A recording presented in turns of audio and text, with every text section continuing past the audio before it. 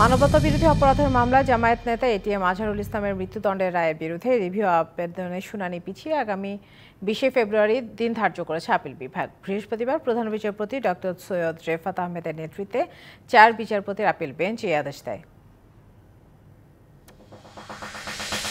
স্বাধীনতা বিরোধী শক্তি আর ফ্যাসিবাদের সহযোগীদের মিলনে গণতন্ত্র পরিপুষ্ট হবে না।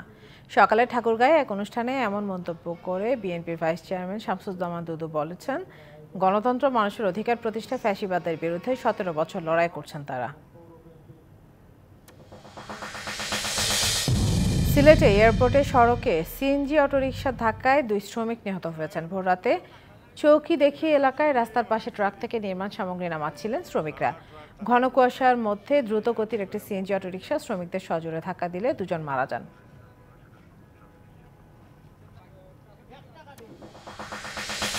রেলওয়ের রানিং স্টাফদের অ্যালাউন্স প্রদান ও নিয়োগ বৈষম্য দূর করার দাবিতে দিনাজপুরের পার্বতীপুরে বিক্ষোভ সমাবেশ করেছেন রানিং স্টাফরা। বেলা 11টায় এই কর্মসূচি পালন করেন তারা। 27 জানুয়ারির মধ্যে দাবি না মানলে সর্বাত্মক কর্মবিরতির হুঁশিয়ারি দেন রেলওয়ে স্টাফরা।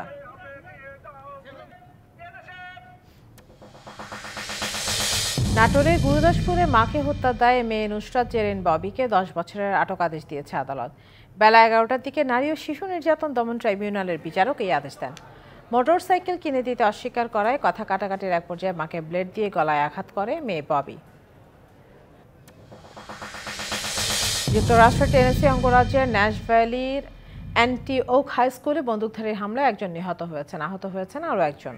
পুলিশ জানিয়েছে, স্থানীয় সময় বুধবার এই হামলার পর 17 বছর বয়সী বন্দুকধারী নিজেকে গুলি করে আত্মহত্যা করে।